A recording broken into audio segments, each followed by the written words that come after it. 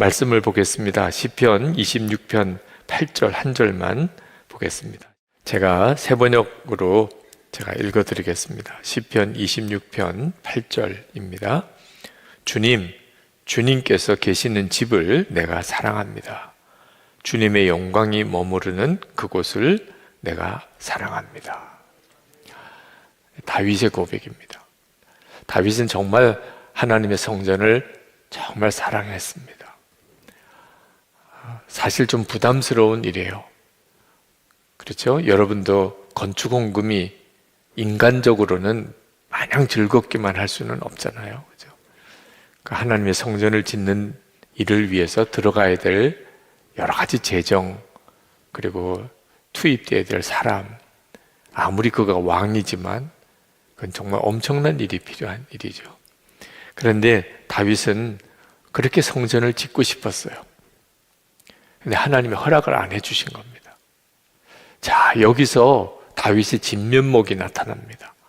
사실 사람은 이런 일이 생길 때 그 본심이 드러나요. 하나님이 섭섭하기도 하죠. 그죠? 그럴 수도 있는 거죠. 충분히 그럴 수 있죠. 많은 분들이 그렇게 열심히 신앙생활을 하다가 이런 문제에 딱 부딪힐 때 꺾어지는 걸 많이 봅니다. 하나님도 믿을 수가 없어. 하나님 나 사랑 안 하시나 봐요. 그런 분들을 봅니다. 심지어는 옛날에 헌금했던 거 돌려달라고 오는 분도 계세요. 그때는 무슨 정신이었는지 모르겠나 봐요. 이러면서 돌려달라는 분도 계세요. 참 안타까운 일이죠. 그죠? 그건 다윗은 달랐어요. 하나님이 너는 성전 지을 수가 없다. 다윗이 그대로 받습니다. 아, 그렇습니까, 하나님? 그리고 그 성전은 아들 솔로몬이 짓도록 합니다. 그리고 그걸 끝난 게 아니었어요. 그러면 뭐 저는 이제 성전 짓는 부담을 안 가져도 되겠군요. 이런 게 아니고 그 성전 건축 자재를 다 마련합니다. 솔로몬은 그냥 짓기만 한 거예요. 사람도 자재도 모든 재정도 다윗이 다 만들어 놓은 거예요. 하나님이 허락지 않았는데 넌 성전 지으면 안 된다 그랬는데, 그러니 하나님이 다윗을 사랑하지 않을 수가 없죠. 그런 상황에서도 다윗은 하나님의 성전을 너무너무 사랑했고, 그리고 그 성전을 짓기 위해서 준비를 다 해놓았어요. 우리가 하나님을 기뻐하는 일만 해보자, 다윗처럼 한번 살아보자는 겁니다. 어떤 일이 있든지, 심지어 하나님의 존재가 믿어지지 않고 하나님이 나를 사랑하지 않는 것 같은 그런 시험이 온다 할지라도 하나님이 기뻐하실 일을 하자. 그때도 말을 어떻게 하느냐에 따라서 달라지는 거예요. 큰 시험이 왔다. 때때로는 정말 믿음도 휘청거리는 순간이 왔다. 그래도 그 순간에 말을 어떻게 하느냐. 하여튼 하나님이 기뻐하실 거다. 내가 이렇게 말하고 행동하면 하나님 기뻐하실 거다. 그렇게 한번 살아보자는 거예요. 하나님이 기뻐하시는 것이 성전을 사랑하는 것입니다. 하나님이 기뻐하는 것 중에 뚜렷하게 성경에 나와 있는 것이 하나님의 성전을 사랑하는 거예요. 다윗이 하나님의 성전을 그렇게 사랑했던 이유는 하나님이 거기 계시니까 성전을 사랑했다는 거예요. 주님께서 계시는 집을 내가 사랑합니다. 아니, 하나님이 어떤 하나님이신데 성전에만 계십니까? 이스라엘의 신앙은 그렇지 않아요. 하나님은 신전을 짓기를 원치 않으셨어요. 왜냐하면 하나님은 어느 곳이나 계신데 신전 만들어 놓고 신상을 만들어 놓고 여기에 신이 있다. 그건 우상 숭배하는 거죠. 하나님은 그렇게 하지 말라는 거예요. 하나님이 다윗에게 굳이 성전을 짓지 않게 하신 이유도 성전에만 하나님이 계신 건 아니니까요. 다윗도 알았어요. 솔로몬도 알았습니다. 역대하 6장에 보면 솔로몬이 성전을 건축하고 난 다음에 이스라엘 백성들, 그 성전 짓느라고 수고한 이스라엘 백성들을 축복하고, 그리고 하나님 앞에 이제 예배를, 제사를 드리면서 그 솔로몬이 고백을 해요. 역대하 6장 18절에. 우리가 지은 이 집에 어떻게 여기에만 하나님이 머물 수 있겠습니까? 알고 있었어요. 하나님은 절대로 그 지은 그 집에만 계시는 하나님이 아니십니다. 그런데 왜 하나님이 계시는 집이라고 성전을 그렇게 말했을까요? 하나님의 이름을 두셨다는 거예요. 하나님의 이름을 두셨다. 솔로몬이 역대하 6장 20절에 내 이름을 거기에 두리라 하신 곳 이 성전이라 이렇게 표현을 했어요. 그러니까 하나님이 계시다 그런 의미는 하나님의 이름을 두셨다는 겁니다. 건물은 뭐 전 세계에 수도 없이 많죠. 그런데 어떤 건물은 하나님의 이름을 두신 건물이 있습니다. 그걸 성전이라고 말하는 거예요. 여기는 하나님의 집이다. 그렇게. 그죠? 건물이 뭐 아주 화려하고 웅장한 거, 꼭 하나님의 성전이 그렇지 않을 수도 있어요. 우리나라에 있는 건물 중에 뭐 제일 높은 건물도 있고 제일 큰 건물도 있고 제일 화려한 건물도 있죠. 거기가 다 예배당은 아니죠. 그렇죠? 그러나 비록 아주 시골 농어촌 또는 섬에 또는 최전방 군인교회 같은 아주 작고 초라한 그런 집이라도 그 교회가 교회라면 거기 하나님의 이름이 있는 것이, 이 건물은 하나님의 집이다. 구별을 대해준, 그게 귀한 거예요. 하나님의 이름이 있는. 그 솔로몬이 하나님의 이름이 여기에 있는 곳이니 하나님이 항상 지켜보신다. 그리고 항상 거기서 들리는 기도에 귀를 기울이신다. 솔로몬이 성전을 봉헌하면서 했던 고백이에요. 여기 하나님의 이름이 있으니, 두셨으니 하나님이 이곳에 항상 눈을 두시고 여기서 드리는 기도에 귀를 기울이신다. 그래서 성전을 사랑하는 것을 하나님이 기뻐하시는 거예요. 하나님의 이름을 높이는 것이니까. 우리가 지난 시간에 하나님의 이름을 높이는 것을 하나님이 기뻐하신다고 했잖아요. 성전을 사랑하는 것이 그 믿음인 겁니다. 하나님의 이름이 있는 집이니까 귀한 거예요. 세상에서 하나님이 주의 이름을 두신 곳이 이 예배당입니다. 우리가 교회 사랑주의를 지키는 이유, 교회 사랑주의를, 교회를 사랑하자 그런 뜻이죠. 교회는 예수님 그분이십니다. 물론 이 예배당이 예수님이라는 건 아닙니다. 이렇게 성도들이 함께 모인 이 공동체가 예수님입니다. 지금 이 땅에 세상 사람들이 예수님을 어디서 봐요? 성도들의 모임인 교회를 통해서 봅니다. 아, 예수님은 지금도 살아계시구나. 왜? 예수님이 하시는 일을 그대로 하니까. 우리가 아까 치유를 위한 기도도 했고요. 또 정의를 위해서 우리 헌금도 했습니다. 다 주님이 하시는 거예요. 어려운 이들을 돕고 먹이고 또 병든 이들을 고치시고 주님 하신 일을 지금 교회 공동체가 그대로 하는 거예요. 그래서 교회 공동체는 머리가 예수님이세요. 예수님이세요. 그리고 우리는 다 예수님의 지체예요. 우리는 예수님 안에서 한 몸입니다. 한 가지 분명한 것은 우리에게 예수님의 이름이 있다는 겁니다. 그래서 교회를 사랑하는 것이 하나님을 기쁘시게 하는 거예요. 하나님은 이 교회를 구원의 방주로 그렇게 삼으셨어요. 사람이 타락해서 온 세상이 죄가 관영할 때, 그때 하나님은 노아에게 방주를 짓게 하셨어요. 그럼 노아와 그 가족들을 그 세상을 심판할 때, 홍수 심판할 때 그들을 구원하기 위해서 방주를 짓게 하시고 그렇게 하셨습니다. 그런데 성경에 보니까 마지막 때에 그 소돔과 고모라 같은 그때가 다시 올 거고 노아 홍수 심판의 때와 같이 될 것이라고 했어요. 세상은 점점 그 방향으로 가는 거예요. 그리고 실제로 우리는 그렇게 되어 가고 있는 것을 봅니다. 학교에서 가르치는 거나 또는 국회에서 논의되는 법이나, 아, 이거 정말 그렇게 가고 있구나. 세상 사람들은 점점 하나님을 더 싫어하고 아주 악하게 대적하고 신실하게 하나님을 믿는 자들을 핍박하고 이런 일들이 기독교의 역사에 계속 있었고 점점 그 일이 심해지게 됩니다. 그래서 하나님이 교회를 세우라고 한 거예요.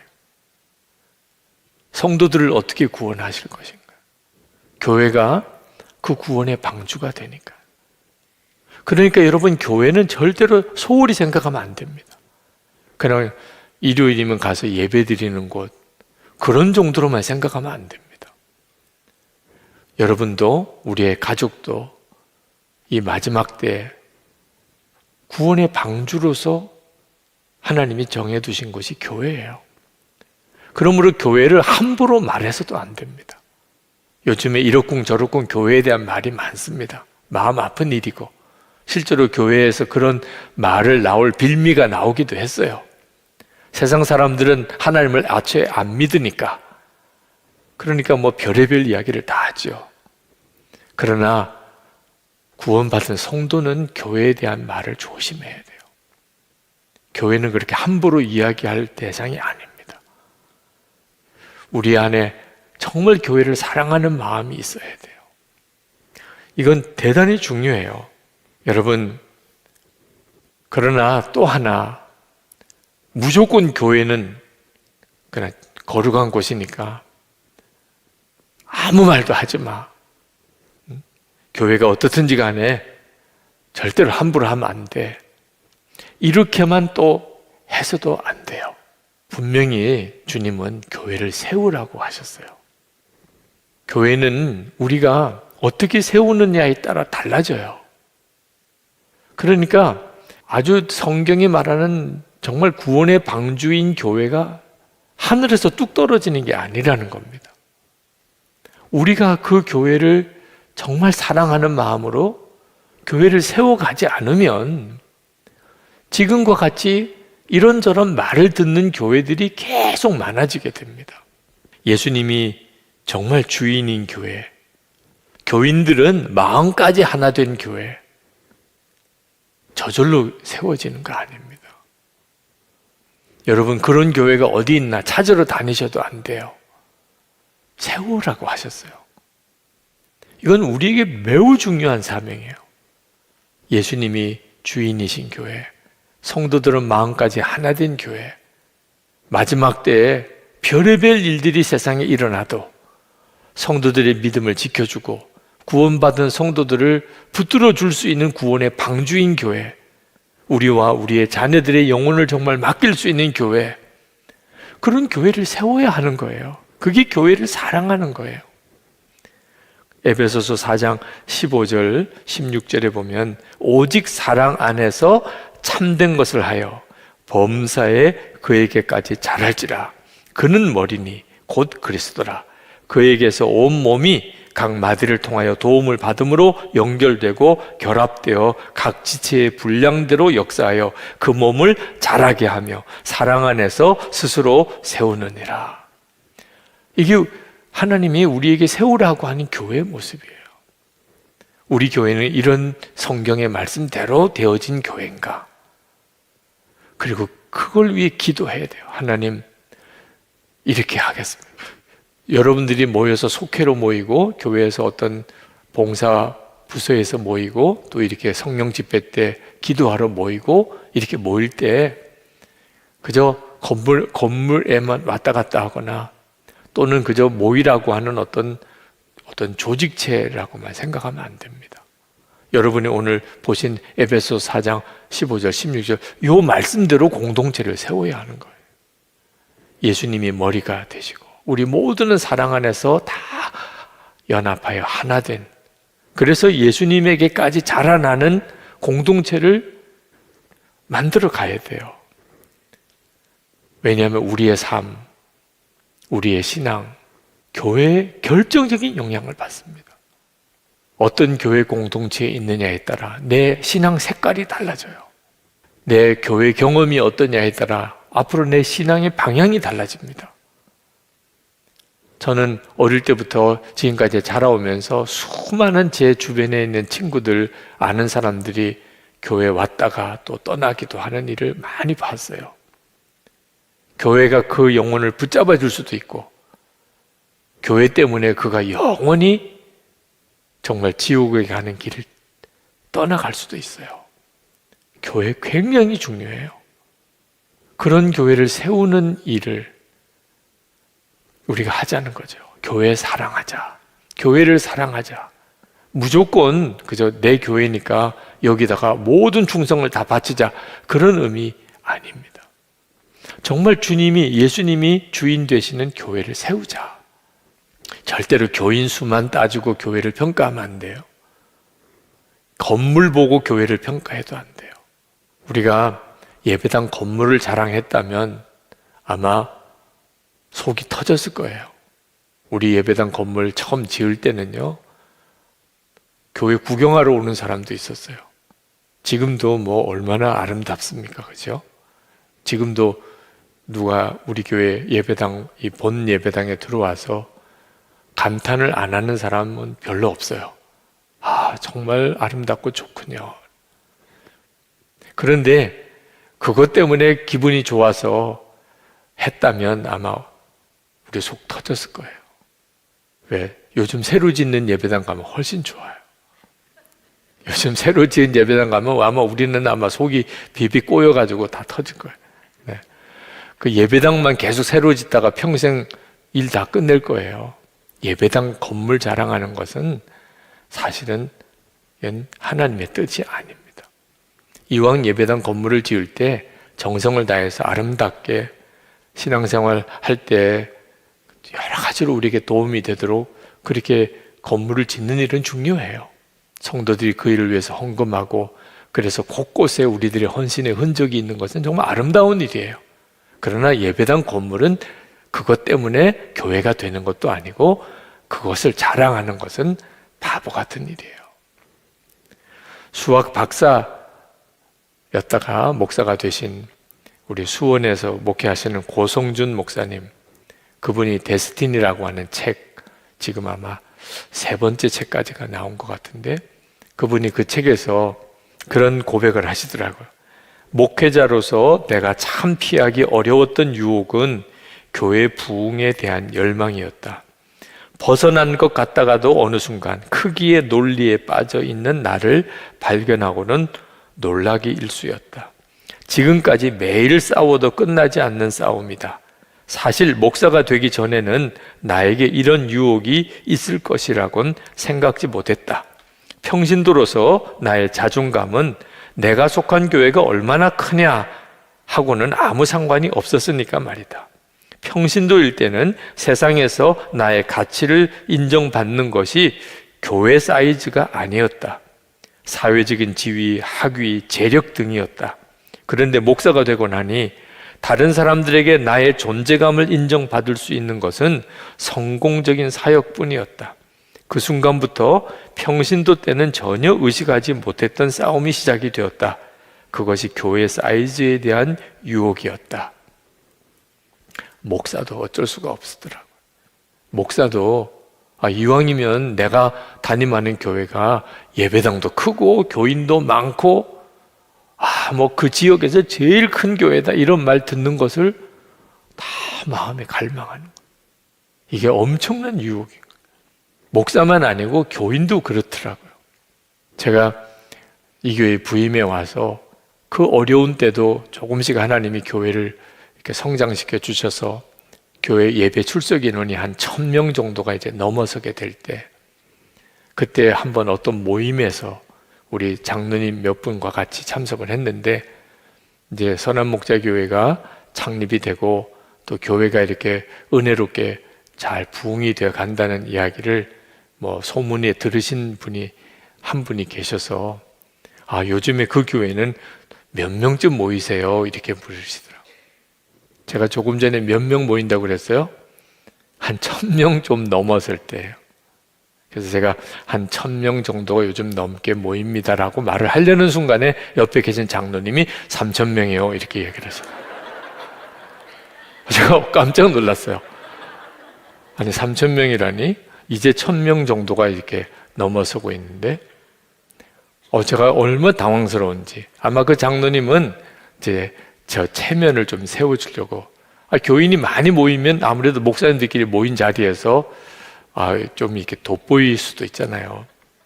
그리고 유기성 목사가 선한 목자교회에 와서 재창립을 하고 이렇게 했다는데 다들 바깥에서는 얼마쯤 모일까 이렇게 궁금하고 그런 생각도 하실 때 한 3,000명 그러면 와 많이 모이시는군요 이렇게 하지 않겠나 이렇게 생각을 하신 것 같아요. 저를 배려해서 하신 것 같아요. 그런데 저는 정말 마음이 답답하더라고요. 마귀가 거짓의 아비거든요.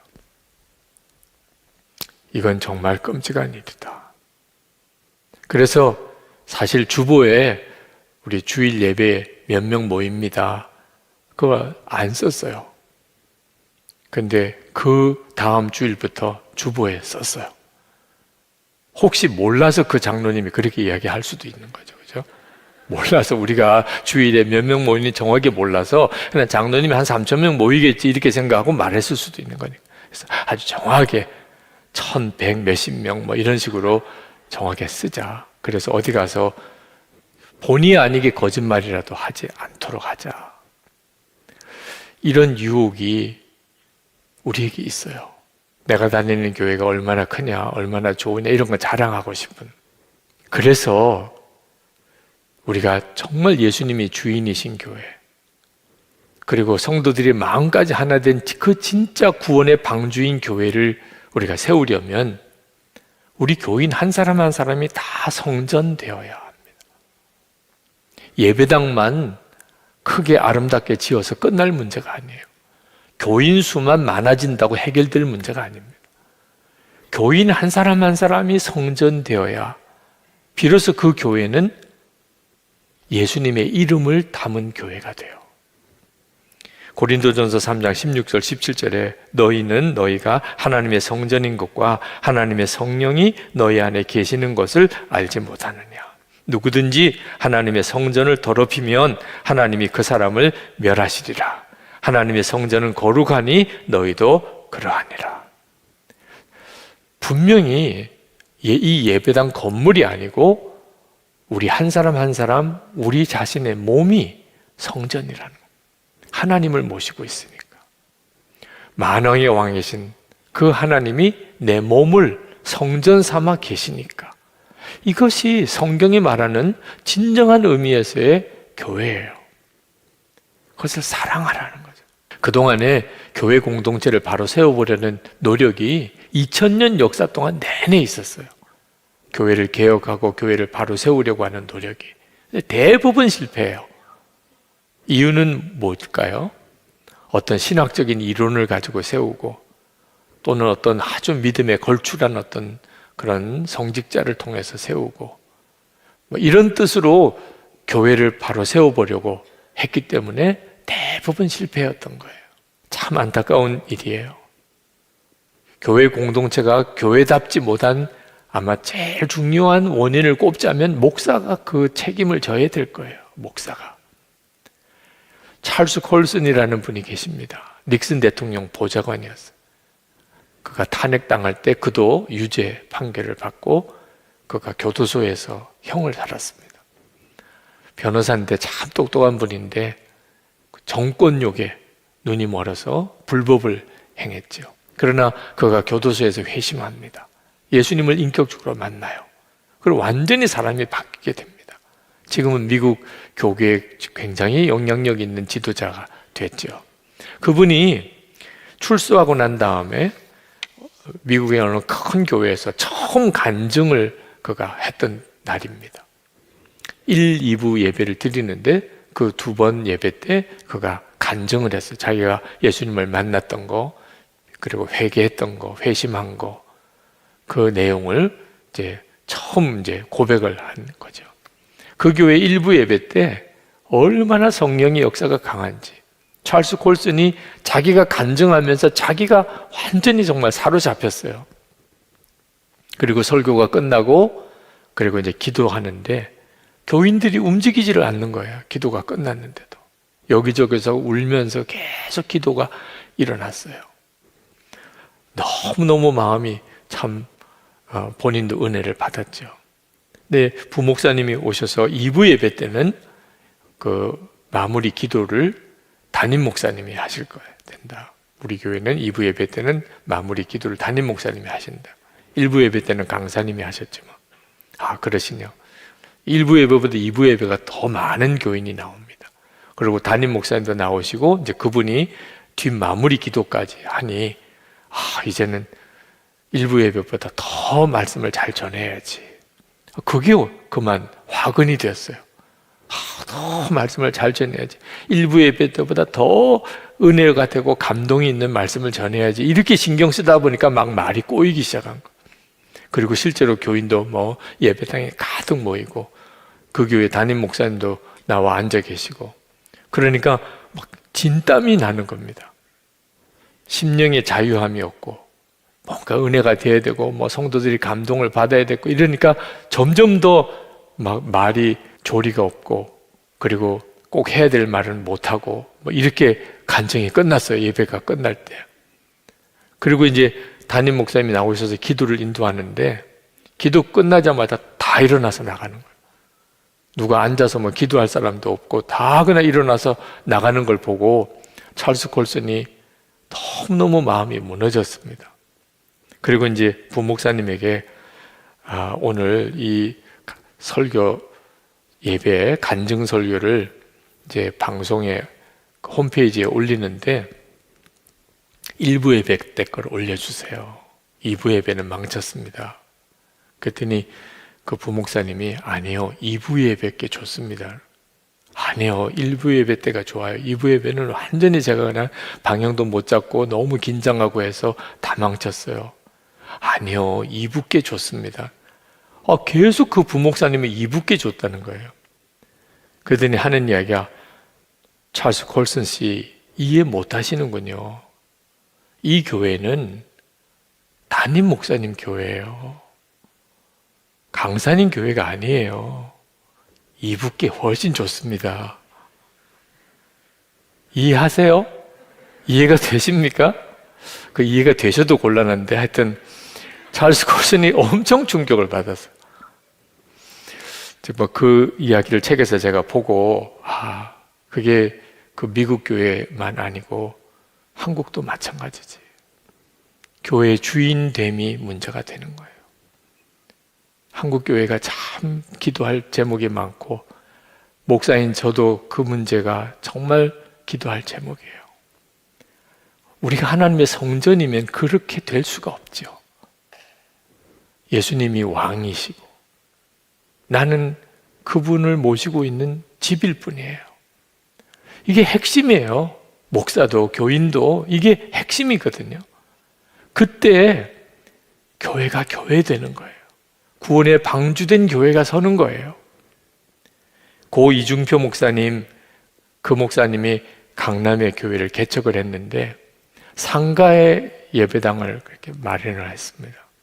근데 그 주변에는 이제 예배당을 지은 교회들이 있습니다.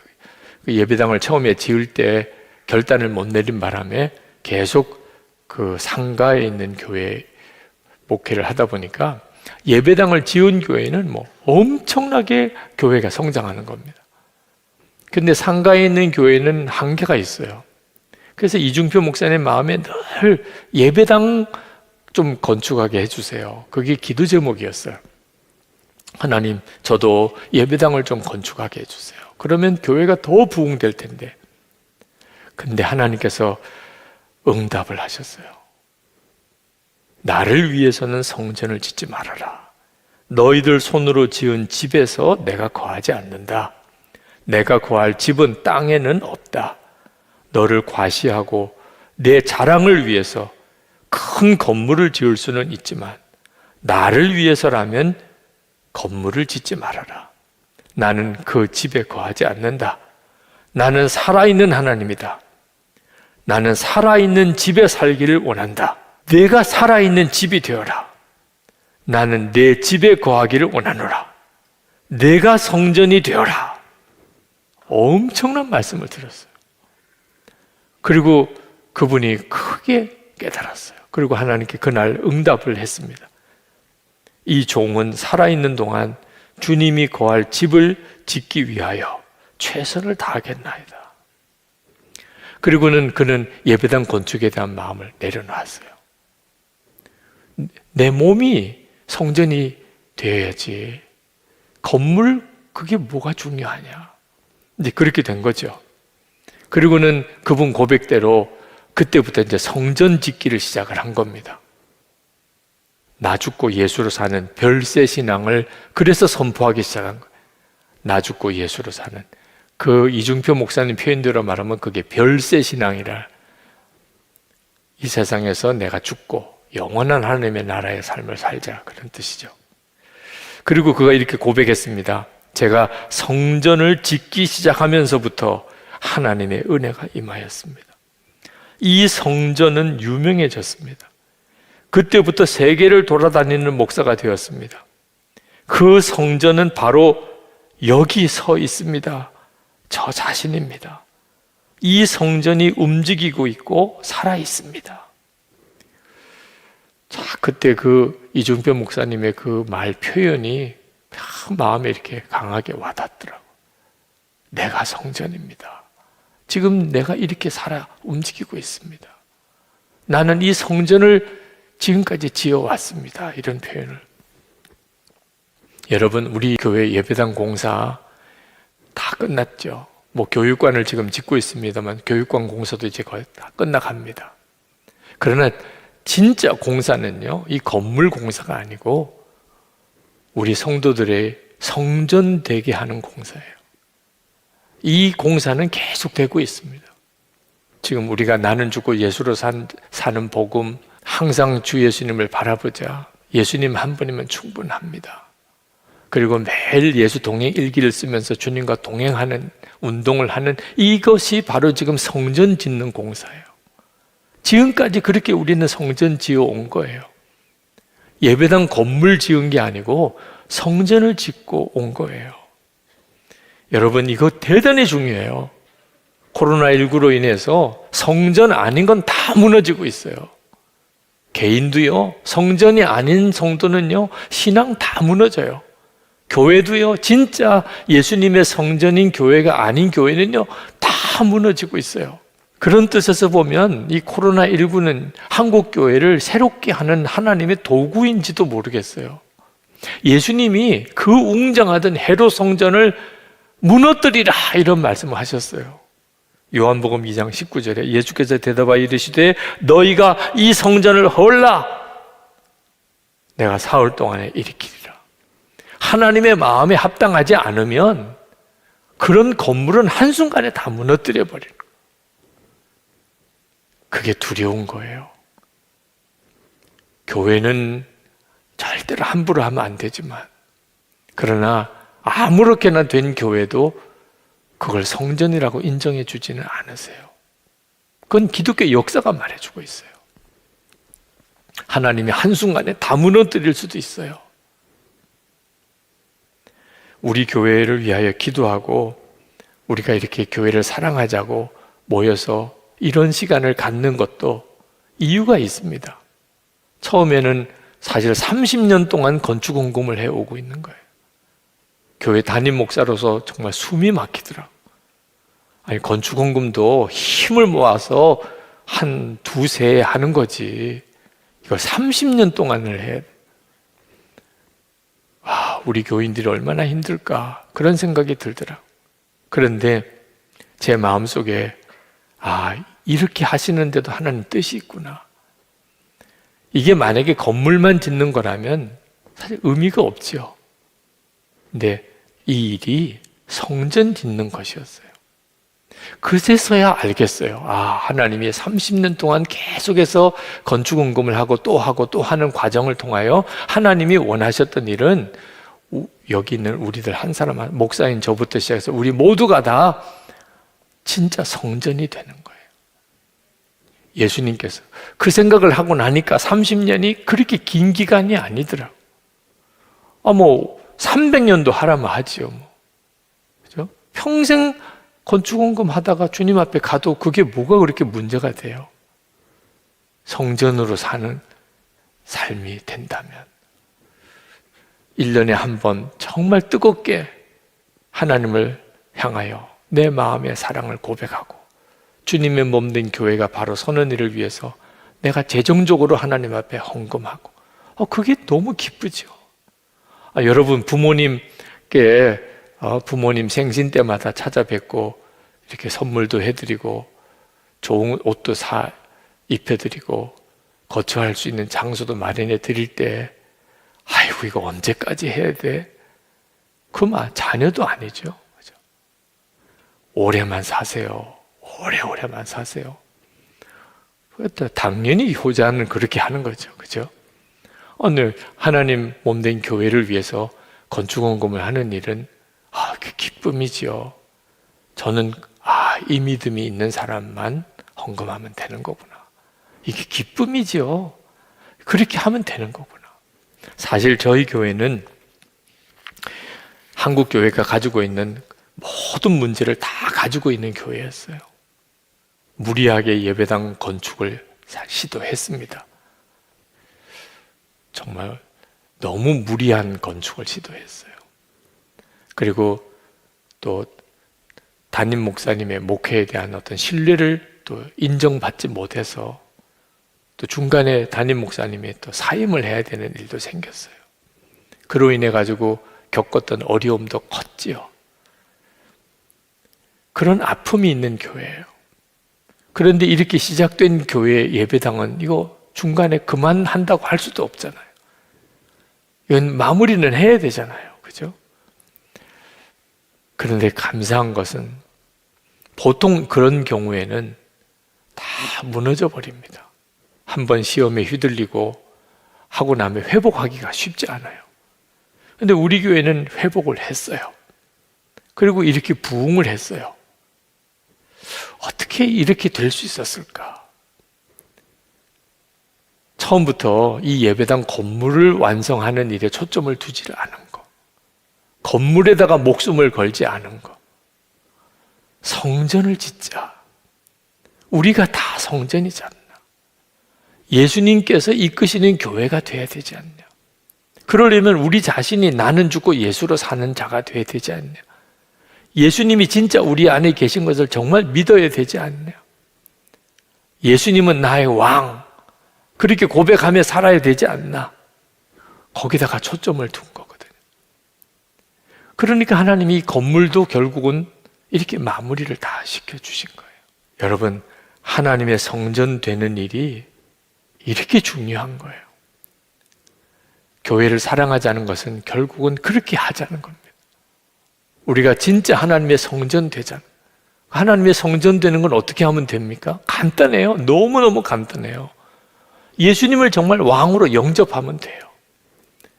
우리가 다 예수님을 믿지만 아직도 예수님이 마음의 왕이 아니신 사람이 있습니다. 그 사람은 성전이 아니에요. 라오디게아 교회에 주님이 문을 두드리신다고. 라오디게아 교인들이에요. 근데 예수님은 마음 바깥에 계세요.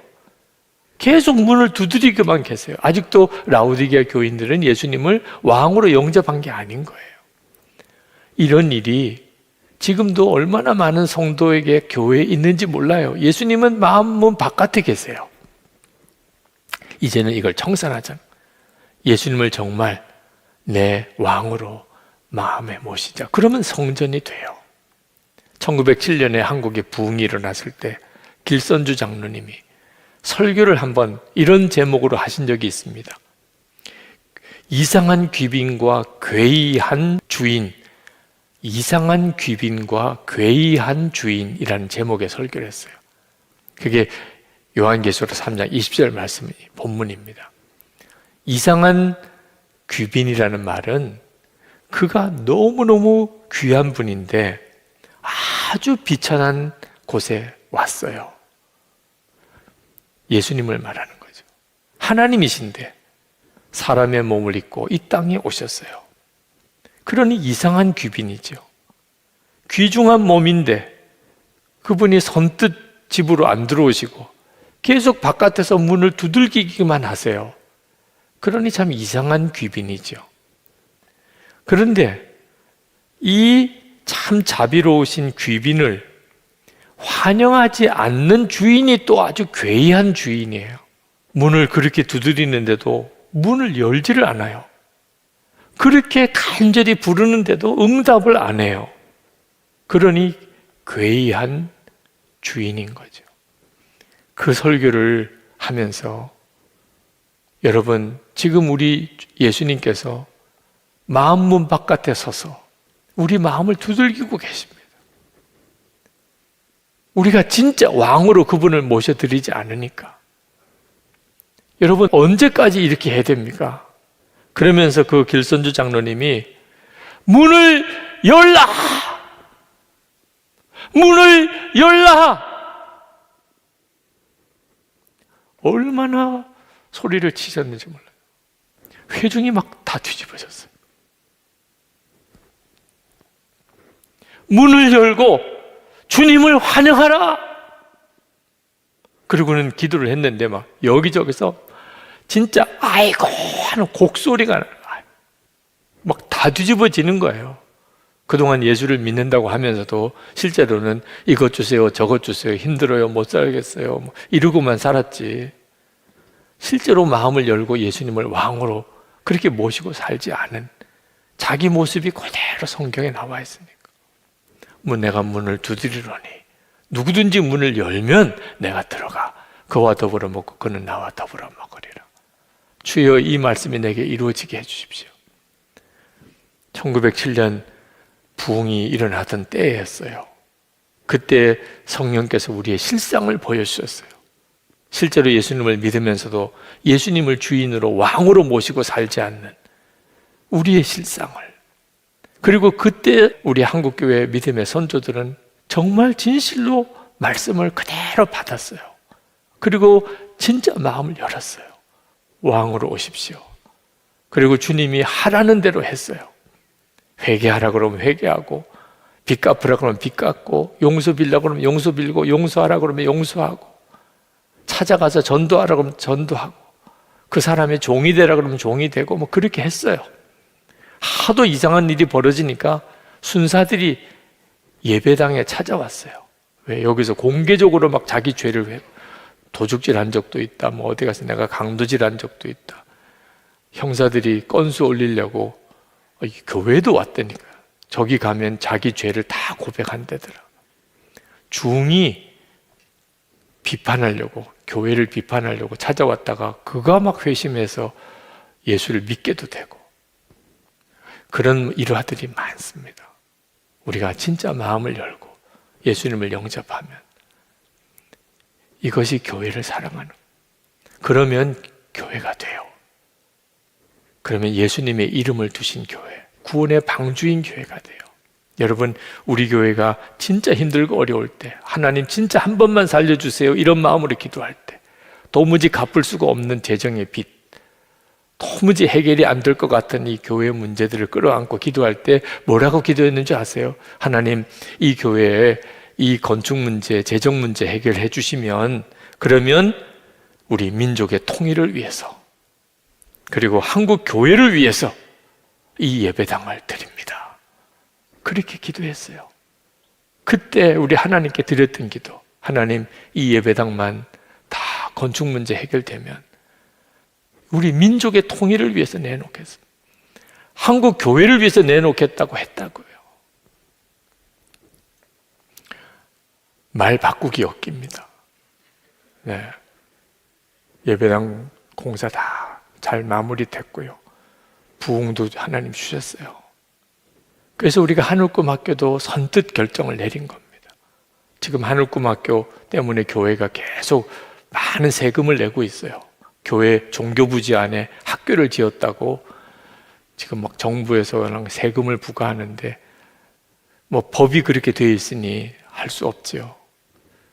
그래도 우리가 민족의 통일을 위해서 이 예배당을 드리겠다고 했는데, 이거 우리 못한다 할 수 없지 않냐. 여기저기서 도와달라는 요청이 많아요. 우리 자녀들에게 우리가 하나님께 그때 드렸던 그 기도의 약속을 물려줘야 돼요. 아, 우리는 모르는 일이에요. 우리 부모님이 하셨는지 모르지만 우리는 모르는 일이에요. 이러면 안 되는 거예요. 또 예배당 건축이 다 끝나고 난 다음에 온 교인들, 난 그런 약속 한 적 없어. 무슨 민족의 통일, 뭐 한국 교회를 위해서 뭘 이게 우리가 예배당을 바쳐? 그건 당신들이나 했지. 그러면 선한목자교회 교회는 아닙니다. 그 약속을 나는 성실하게 이어받겠습니다. 그런 사람만 선한목자 교인인 거예요. 그리고 그러면 하나님은 이 교회를 반드시 이 민족의 통일과 한국 교회를 다시 일으키는 일을 위해 쓰실 거예요. 그러려면 반드시 우리 자신이 성전된 자로 서야 하는 거예요. 교회를 사랑합시다. 정말 우리가 사는 길이에요. 우리 자녀들, 가족이 사는 길입니다.